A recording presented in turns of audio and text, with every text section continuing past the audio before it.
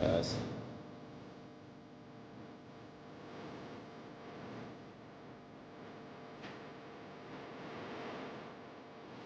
Dan saya yakin itu asli. Kenapa tidak kesian?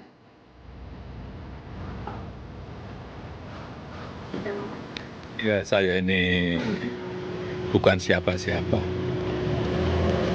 Saya orang kampung.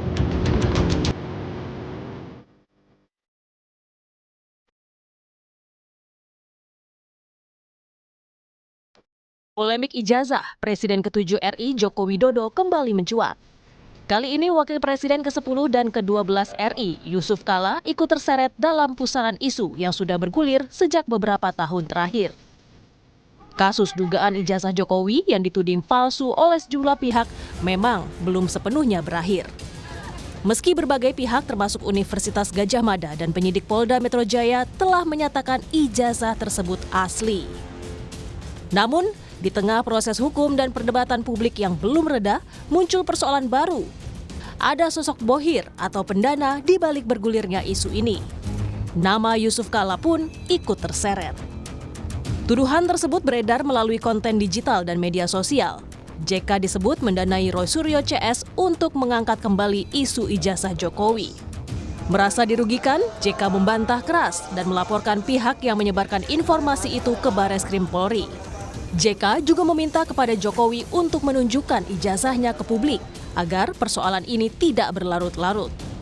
Sebenarnya sederhana persoalannya, karena saya yakin Pak Jokowi yakin bahwa punya ijazah asli. Ya, sebenarnya untuk kita stoplah nih perkara dengan cara tinggal Pak Jokowi memperlihatkan ijazahnya kan yang asli.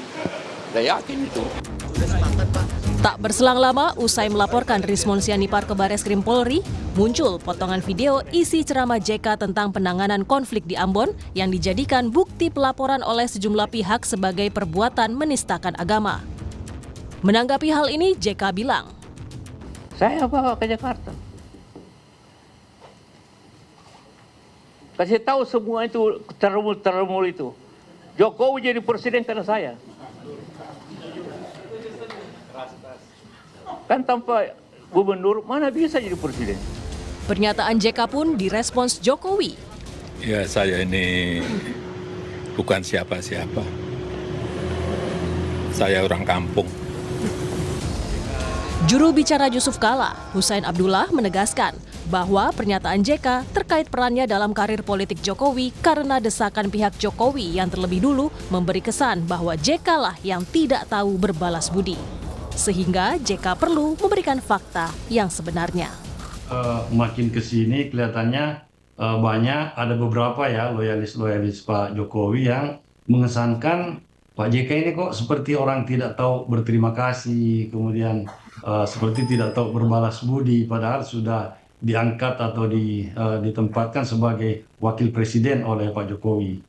Oleh karena itu beliau akhirnya merasa perlu menyampaikan fakta yang sebenarnya bahwa yang tidak berterima kasih dan tidak berbalas budi ya siapa, karena sebenarnya secara historisnya Yola yang pertama kali mengendorse ya Pak Jokowi menjadi calon gubernur di DKI dengan menyodorkan nama beliau ke PDIP, tentunya ke Ibu Mega. Wakil Ketua Umum Projo, Freddy Damanik, angkat bicara terpilihnya Joko Widodo sebagai Presiden RI bukan karena peran seseorang, melainkan hasil dari keinginan masyarakat Indonesia yang menghendaki Jokowi sebagai Presiden RI 2 periode. Kalau bukan karena saya, Pak Jokowi tidak bisa jadi presiden. Poinnya sebetulnya hanya di situ saja. Jadi tidak ada yang bisa mengklaim secara pribadi, tentu seseorang menjadi presiden termasuk Pak Jokowi itu adalah kehendak rakyat. Itu adalah pilihan jutaan rakyat Indonesia. Kasus tudingan dugaan ijazah palsu Jokowi hingga kini belum juga menemui titik akhir. Dari 8 tersangka, 3 diantaranya menempuh jalur restoratif justice dan sudah dicabut status tersangkanya setelah meminta maaf langsung kepada Jokowi. Mereka adalah Egy Sujana, Damai Hari Lubis, dan Rismon Sianipar. Sedangkan 5 tersangka lainnya, termasuk diantaranya Roy Suryo dan T. Fauziah Tiausuma, memilih melanjutkan kasusnya di meja hijau. Tim Liputan, Kompas TV.